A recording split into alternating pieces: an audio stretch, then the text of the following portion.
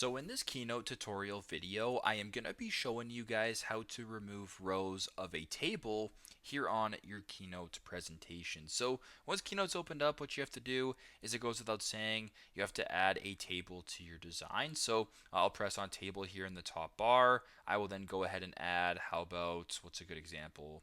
Maybe this green table right here. I'll go ahead and add this. So if you want to remove the amount of rows, by default it actually does give you guys 5 different rows and 4 different columns. Now the one way you can do that is simply just to go to the 2 dots right here in the bottom left and then press on the down arrow.